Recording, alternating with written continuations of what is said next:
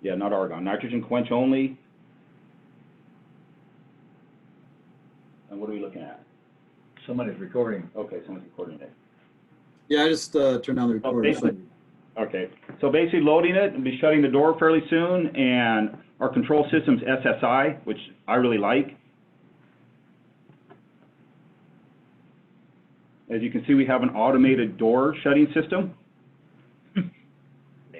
Man-powered. Yeah, man-powered. One man-powered. Note the brass hammer on top of one of the hinges. Yeah, disregard that brass hammer. Some of our clamps get a little stubborn, like that one there. So I just said, leave it alone. We're being filmed. Like I said, it's a fairly old furnace, but the thing just makes us money. It's one of our top furnaces. And that's it in vacuum. Jason? Yeah. All right, so we're coming up to our two aerospace tempers there on the right. The first one there is T12, and we're going to look at the front of that one. That's our main Boeing aerospace furnace. We hold between 600 and 1250 degrees at plus or minus 10 per Boeing specs. We can fit a max load in there of about 3,000 pounds. And there's two machines. That's our other Boeing one right there to the left.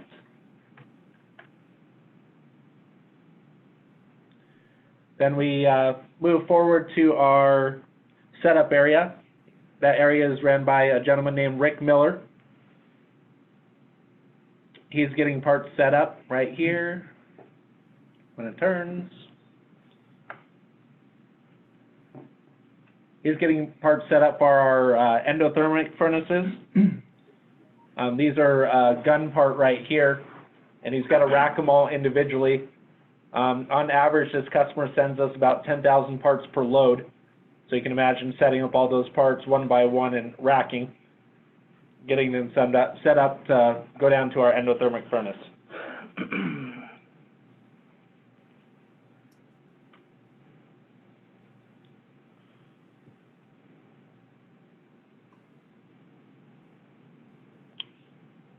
Rick came to us about a year ago. We got him through a temp agency, and he amazed us. He works so well, very strong guy, very diligent, always there, does things correctly. And what we didn't know that he had about 30 years of pro baseball under his belt. So he's a very interesting man. That's fun.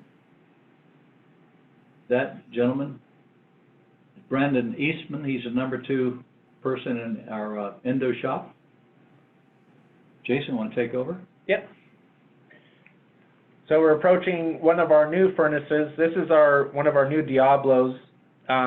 We decided to get some gas-fired tempers to save cost of electricity. Right now we're in the testing phases of these to get them up and going later this year. The company we bought them for, unfortunately, went out of business right after we purchased them, so we've had no real support. We've had to do a lot of our own engineering to get them to work. So,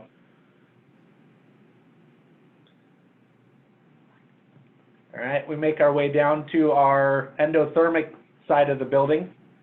The one on the left there that he's loading a basket to is our E5 furnace. It's ran by a dual retort gas generator that creates the endothermic gas to make the atmosphere. We do all our normalizing, austenizing, carburizing, and subanneals from this machine. We can fit about 4,400 pounds in this one.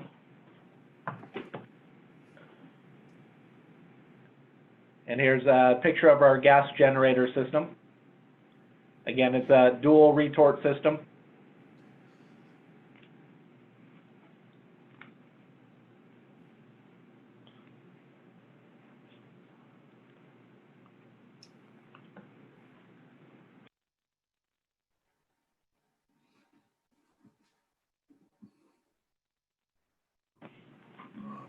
Right, there's a picture down our shop from the far end. You can see all the tempers on the left-hand side there.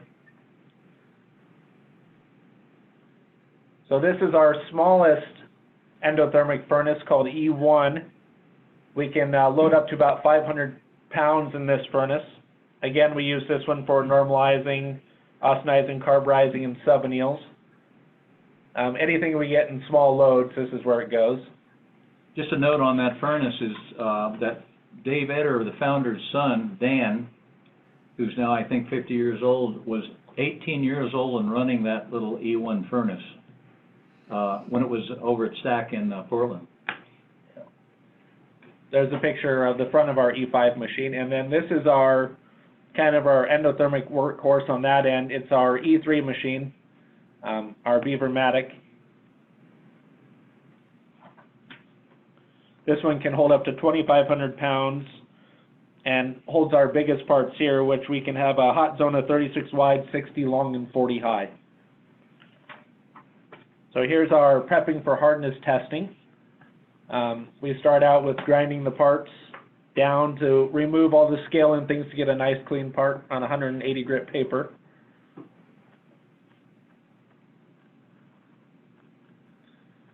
Then we move over to, this is our app retester. It's a MRS 250. It's a European version, which makes it very hard to get support, but it's a great machine.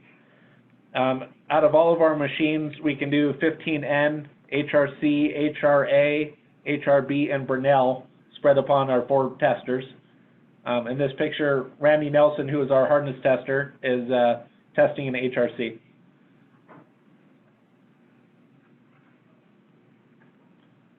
How long's Randy been here? 5, 6 years? Longer than that. Longer than that? Close to 7. Randy is versatile. Like Aaron, Randy can run the endos, he runs the induction machine, he also runs the vacuum machines. Yeah. You do a lot of cross-training there? We do, and that really works out well for us. Yeah. And Doug is pushing us now to have a backup for every person, at least one backup for every person, if not more. So when the key person's out, we got the, you know, nothing slows down. Right. Very good.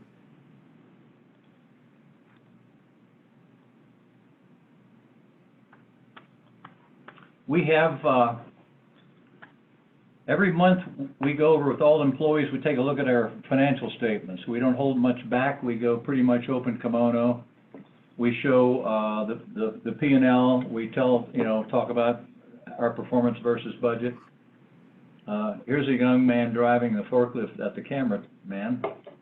That was Brandon again. Anyway, so we do have these monthly meetings. We get everybody involved in what we're doing. We point out all the things, all the financial things that result from things we control in the shop, electric power, maintenance, etc. So not only are we cross-trained, but we know a lot of, every person in the company knows something about our financial performance. And they know that every month. Like that. So do you feel like they feel more involved, or why do you do that? Not every company does that, Ron. Well, you don't want to hide things. In most companies, they hide the financials. I think it's a good practice to, you know, the numbers are probably not all that confidential. So that everybody knows it, I think, is a good thing. They feel part of it. They feel like they're on the inside of knowledge of what's going on. I hope that builds trust and more understanding of the company. That's good. All right, so we're making our way into our breezeway, which at some point we hope to expand into. We've got a lot of room between these 2 buildings for more vacuums and tempers and things, and we're working on that right now with a big customer, trying to expand.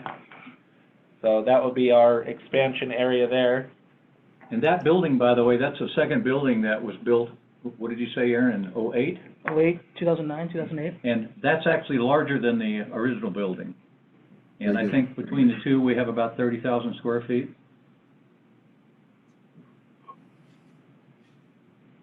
That's fantastic.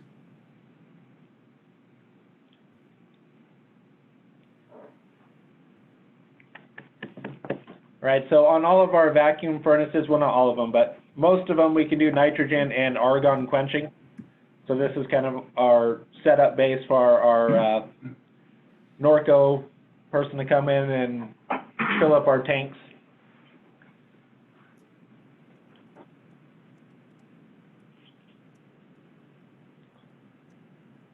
The piping and the plumbing for argon and nitrogen is extensive and goes throughout the building. And it's very important that there are no leaks.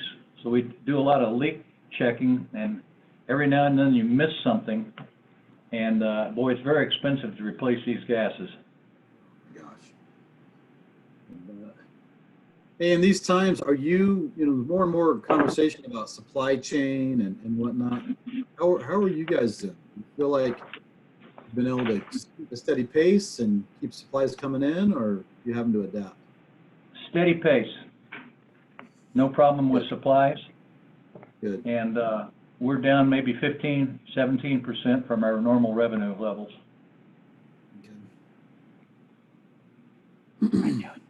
Take over. Must be Okay, having transparency in the financials must make these kind of times a little simpler to get through with everybody.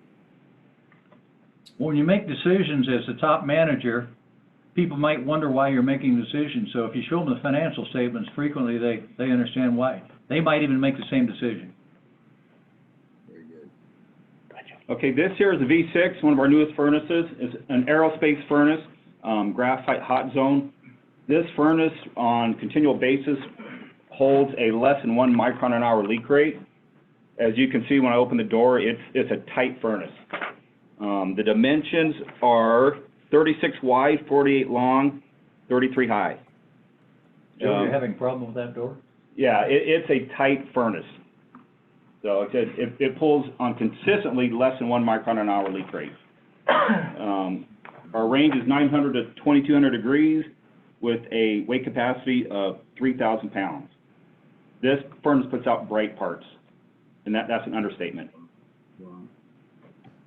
You said Great bright furnace. parts? Bright. This furnace is a bright furnace. Can you tell us really quick what that is? Aerospace requires that. What's that?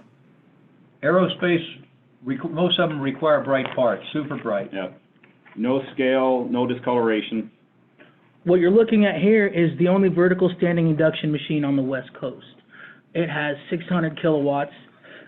This HIS induction unit has a capacity of about 3,000 pounds, 72 inches tall, and about 18 inches wide. Just last week, I ran some parts out of here, some big pistons that were close to 2,200 pounds apiece. Of course, I had to change over the tooling for it, but and use a big claw forklift, but it can handle some enormous parts. And right here, I'm running a 1-inch part, and quenching it with 100-degree water to cool it off. Right there, it's about 1,500 degrees. And as you can see, as it scans and goes up, it's quenching as it's pulling.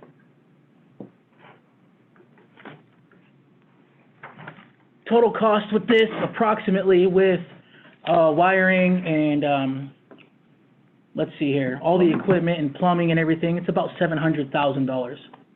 So it's no cheap piece of equipment. Yeah. Wow. We definitely baby it, that's for sure. I bet you do. All right, this is quick overview of our maintenance department. This gentleman is Michael. He's one of our new maintenance people. He actually was working at Stack, and he decided to move back up here, so we were lucky to get him back and keep him in the company. And Doug, you should report to everybody at Stack that we love the guy because he never stops moving, and he never stops working. That's great to hear. I'm glad to see him there. I was concerned he wouldn't actually make it, so that's nice to see. He did, and we love him. Yeah. And this is Mike Cacchetti, maintenance manager. I think this was a setup. I'm not sure this was a real maintenance job. We needed to get him in the movie. So, go ahead, Joe. This here is V5. It's our Molly hot zone furnace, aerospace only. Aerospace only. Again, a bright work furnace, great furnace. One of our top customers that use this is Alltech and Jet Seal. And V3, another one of our better furnaces, is this is a moly hot zone furnace as well. Just almost identical to V5, just a little smaller capacity. There's our control panel, which we utilize SSI, and our exit door. So we have this sign that has been counting cumulative days since the last accident without time off, just to show you that, and Doug likes that, and he hopes that we keep that up.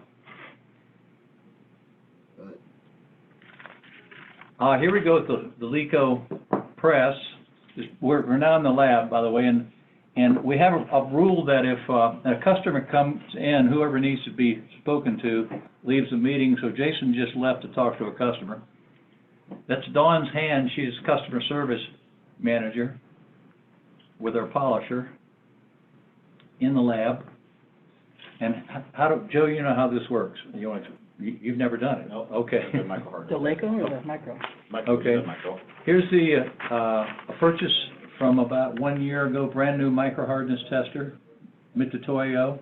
That picture in the background looks very familiar. That was a mistake. So anyway, now we're in the office, and this is Dawn, our customer service manager, out on vacation today. She's been here 8 or 10 years, loves customers, knows every one of them, they know her, and we couldn't get by without her. Here's Jason, quality control manager at his desk. I'm sure he didn't want to have his photograph taken, but I had the camera at this time. So I think we were working on a report for Doug at that point. And then Jason returns a favor and has a video of me. I think that's me. Yes. And working on invoicing yesterday. So I think we're about done, Dale. Yep, that's it. Yeah, that's the end of it right there. So, so it's great. That's pretty amazing. Craig, you didn't say much. You're pretty quiet. You said a little bit. Do you have anything to follow on really quick with everybody? And then, Ron, if there's any final comments or anything around the presentation that you want to focus on? Well, I will say that Stagno, I'll speak for the group. We're extremely proud of Spokane and what they do. And as you see, it's a little bit tight quarters, but it's amazing how much material and product they move through that facility. Very excellent, well-ran shop, like all our shops, and we couldn't be any happier with the facility. One thing I'll weigh in on, Dale, is this is what I found when I came here. As I mentioned earlier, it's a family-oriented business. I mean, the team here is we all know each other. It's a small, we run with up to around 18 people. Our customers drop in a lot, and we know them, they know us, so it's pretty informal. One of our strengths, not only in knowing customers and paying attention to them, is that with respect to our turnaround, we get parts in and out in 5 days or less, which is really hard to beat in this industry. So on the average, a customer's parts are in this building about 3.5 days. So we think that's a great competitive advantage, and we'll keep it up. There are other things we could mention, but I think the team performs really well for our customer base. So one of the questions out there is, what are some of your standard lead times? That you just said, right? Lead time? Yeah. Oh, Yeah. So pretty much turnaround time or lead time. well, Yeah. Right. turnaround, I'm sorry, I didn't get your question. Turnaround time, same, I'm talking about lead time. Okay. So it's five, the target is 5 days or less. Typically 5 days or less. Okay. Right. Nice. And they will expedite if they can, but as everybody knows, sometimes that comes with a little bit of fee, but it's possible to expedite in that facility as well. If I may say, what's nice about STAC as a group, if the pleasure we have as a group is if one facility is pretty much at capacity, we can always call another one and move that part if they have the same like approvals. If a customer agrees. Right. Very good. We actually have an aerospace customer that Joe is very familiar with, and they're a vacuum customer. They're very demanding. They're teaching us about what's required in today's supply chain. But they ask us for a little bit over a 2-day turnaround, and Joe makes that happen. He makes that happen by coming in almost at any hour at night to make a change in a vacuum furnace. So he's a very valuable member, and we appreciate that. Dedicated. I've got a question. You guys have different facilities throughout the region.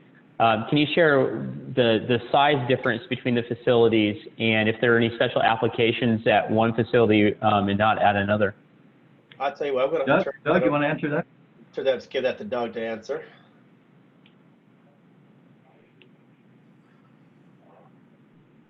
Doug. Sorry, Deb, sorry, trying to come off mute. Yeah, Spokane and Portland are very similar. I joke around that Spokane's kind of a mini version of Portland. The capabilities are very similar with the exception that Spokane has a beautiful induction equipment that they showed off in their video. Our other two facilities are somewhat unique. Salt Lake is strictly aluminum processing, so they do heat treating in addition to chemical processing, meaning anodizing and aerospace painting. So they'll do that kind of typical green coat you see on a lot of structural aircraft components as being assembled, and they do the top coat painting as well. And then our New Albany facility strictly is doing HIP at this point, hot isostatic press. But again, the synergy between Portland and Spokane are pretty pronounced, and it's not uncommon that if one facility is a little backed up, we can move work back and forth to take advantage of any capacity that's available. And as Ron mentioned, we also share employees. So we've got Mike now, who was here in Portland about a month ago, and now he's already jumped right in there in Spokane. Cool. It's nice to have that, like a twin essentially, you know, so you're able to use it as a backup or if you want to split or things like that. And if I may, Yeah, it's really, yeah, it's very advantageous as we look at opportunities. We're able to offer customers redundancy. So if we do get in a pinch at one facility, we can just move the work, keep it transparent to the client, but get the work turned around. sorry, Doug. Plus, we also have our own trucks if need be. We can deploy our own trucks to move parts as well, regionally. Oh, nice. That's good to know. That's great. Mm-hmm. Being in this business requires being expert in metallurgy. We have three graduates. Doug's one, metallurgical engineers, Nels, and somebody else in Portland. I forget their name, Doug. Andrew Duddy. Andrew Duddy, yeah. So we call them a lot. We call Nels and Andrew probably 2 or 3 times a week on processing different parts and metals. So we feel very, very happy we're backed up by them. Mm-hmm. I was going to call on Maria to tell us a little bit about what she's up to and tell us more about herself and what they do. Sure. Can you hear me? Yep. Okay, perfect. I'm actually fairly new to STAC. I am the operations specialist down in the Albany in our HIP location. So frankly, this industry is all very new to me. And I've been learning a lot for the past few months of all about heat treating and about our facilities, which I love to join today. I haven't been able to see the Spokane facility, so this was great to get some eyes on that and to learn about our other locations. So yeah, I'm a constant learner right now. I'm taking in just about everything that I can. Yeah, that's great. From the technical side to just over, in general. So yeah. Where do you come from? From previous, I worked with a systems integrator before moving into this industry. So I've worked with a lot of engineers on integrating robots and stuff on that side of things. So in manufacturing, but more of on the labor side of the engineering side of the manufacturing. So Good. That's my background. Well, good for you. Congratulations. Welcome. Thanks. No. Yeah, with any other questions? Got Ted Croft on the line. He's always got interesting things to say. Hi everyone. Geez, Dale, I thought it was 2:30. I don't know. I was out power washing the trailer saying I had to be here for 2:30. And I'm it started at 2. Yeah, no, that's okay. That's my fault. But what I did see was quite interesting. I see my buddy Craig's on. How's it going? And yeah, And yeah, from what I saw, it's quite interesting. And hopefully Pyrotech can get into Factory Friday too, and you guys can come and have a look at what we do there. But Pyrotech's in the BC area, and Ted, it's always good to have you on the call. Yeah, go ahead, Dale. No, go ahead. Go ahead. Yeah, Pyrotech Aerospace, and we're an aluminum heat treat facility, NADCAP and Boeing approved, and been around since, let me see, 1993 we started, so we've been around for quite a while and process a lot of aluminum parts. So you've been running the border since 1993, huh? Well, running the border probably since 97. The first time was in the back of my Monte Carlo trunk, back and forth with parts. And so probably since about 97. Yeah, every week, and the last 15 years, probably 5 days a week, up and back, Auburn area, Seattle, and back up. Well, appreciate your contribution to the board. He sits on the PNAA board and has given a lot of time and energy to this organization. So Ted, Yeah, you're welcome. I see Melanie's on here somewhere too. Yeah, she is. Hey, Dale. What other questions do we have? Hey, Dale, I have a question for Ron and Maria. For Ron. Go ahead. Hey, so I picked up earlier, I really appreciate the tour. I think it's a fantastic way to view your facility. That's really cool. Thanks for showing us the behind the scenes. But I picked up on one where you're talking about racking 10,000 parts in batches. And that seems like a lot of touch labor, and you've got a great team there, but I'm wondering if they would rather maybe be watching a robot with a camera do that work. And I'm just curious if the heat treat industry that's processing so many parts that come in like that they look to be big batches of similar parts, if anybody's looked into automating the pick and place or racking and unracking of some of those things. We have not, but Stack Portland has. They have some robotics. We have not yet addressed that. Interesting. Doug or Nels can talk about that. Yeah, we've dipped our toes into that with some mixed success. I think that we'd love to talk to you about it. There are certainly opportunities. The system we brought in has some minor issues with it, which we need to resolve at some point. But yeah, there's definite opportunities. Mm-hmm.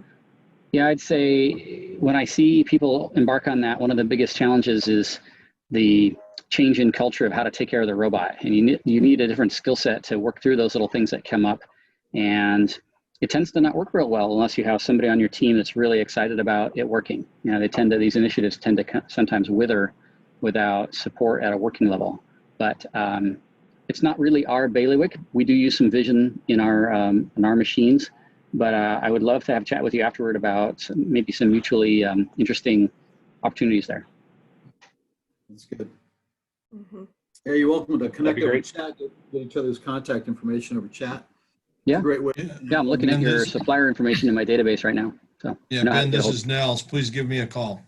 I will call you, Nels. Thank you. Okay, thanks. Maria, you seem to be acknowledging that conversation, that question. Oh, well, I've seen the solution implemented numerous times, so it's definitely a possibility. Working with the company I worked with before, success of it, it's all about the communication and of implementing that just with anything else. And it's pretty cool to see actually when it's full functioning and the speed that you can get and the accuracy you can get out of the robotic solutions. So.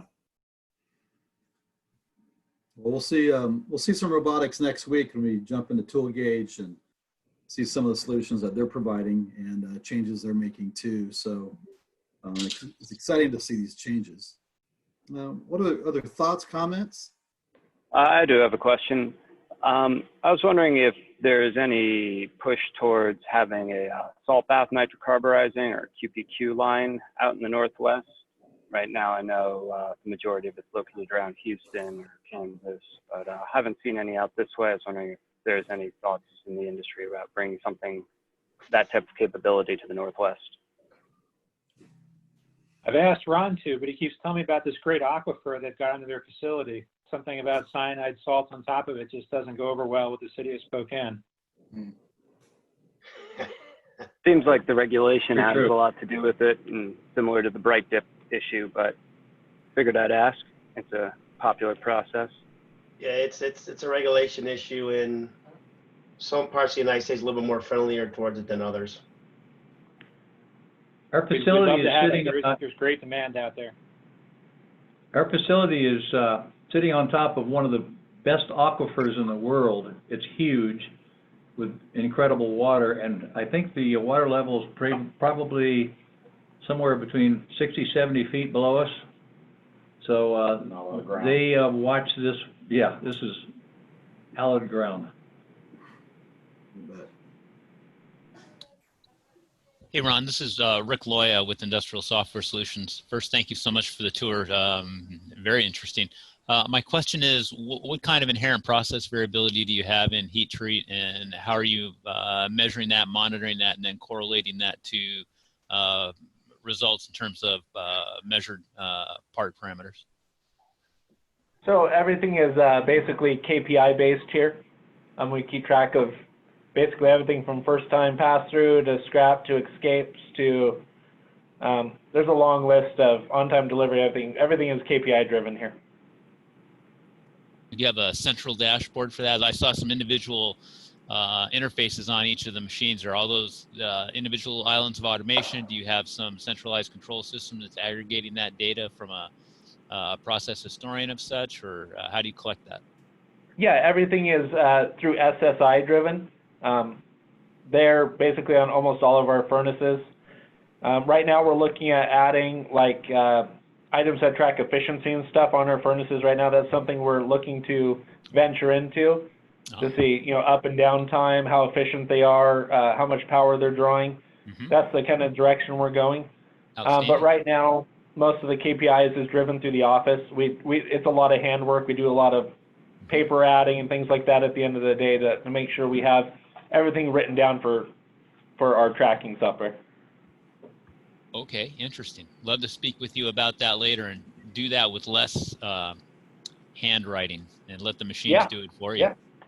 Yeah, that's where we're trying to venture into right now with SSI. They have an additional suite that goes on our programming right now that tracks all that stuff. It's just cost, of course. We're trying to move that direction. Sure. And SSI, they're a local integrator? I haven't heard of them. Where's SSI at, Ron? Do you know? Cincinnati, Ohio. Ohio, yep. Super Systems. Super Systems, Inc., yep. Super Systems, Inc. Got a nice name. Nice name. Systems. You know, there's one question out there that Jack Myers put out there. What are some of the new ways Stack has adapted to the needs in other industries? It's just a few minutes left here, so maybe we can wrap on. We'll let Doug take that question, please. I feel like you're picking on me, Craig. You got the big you got the initials, buddy.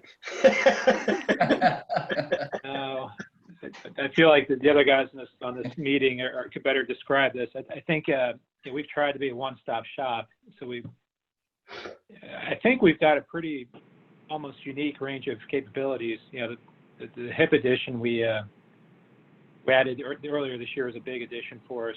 So there's not a ton of heat treaters out there which also do HIP. But then having our aluminum processing facility with anodizing and painting, induction, and a nice footprint across the Northwest, I think that's kind of our value proposition. I'd like to take credit and say it's a new way, but it's certainly not a new idea. It's just, I think it's a good idea. Nels, Ron, Craig, you guys probably have better ideas than I do about this.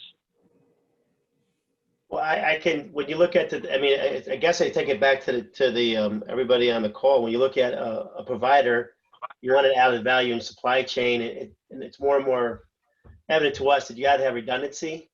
You have to branch out. It's a great question from Jack. Jack, we will listen to customers. If there's a good opportunity, we need to branch into something else. We're a pretty small group. We'll look at it. We'll make the investment. It makes sense. I think what's really impressive is our talent on the team.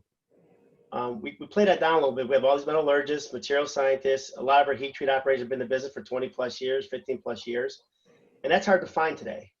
Ted, he has a heat treat shop, and once you get a good employee, like Ron was describing, you want to hang on to them. Doug says we lost our maintenance personnel, but he showed up over in Spokane. We're very happy about that because there's a lot of training involved. So we're not just that we have the technology, we also have the staff to manage a lot of product. That's great. That's good. I want to touch base real quick. That's we're just on the last few minutes. We've had a few folks show up. Thank you so much, Doug and Ron and Craig and your team. And it's always a pleasure to hang out with folks from Stack. I've been to your facility a few times. I went to the HIP facility down in Albany, and I always get that same feeling like one big happy family, and doing good things and pushing things out and growing, taking risks, and it's good to see you in the Northwest. And I know you're serving all over the nation. How far is the reach, Craig? Global. I mean, it's really global now with the addition of hipping. We're getting calls from the UK and Europe now because some of the capacity needs. So we're truly becoming a global operation, which we would like to be, which is exciting. Good, great. Well, you've certainly been a benefit to us. I want to call out really quick to Robin Toth. She's a local to Spokane. And Robin, you got on the call, didn't you? You made it? I am on the call. So good to have you. Want to introduce yourself really quick? Well, hi there. I am the aerospace sector lead for the Department of Commerce. I've been on the job for about a year and a half, a little bit more. I came from Spokane, from the Economic Development Council there, and was recruited to this position with Commerce. And it's been a really interesting year. So it is really nice to be able to see the Stack location today. I haven't had a chance to tour it in person yet. So a lot of thanks to Craig and Doug for taking the time to show this group what it is that they do and how critical they are to the supply chain.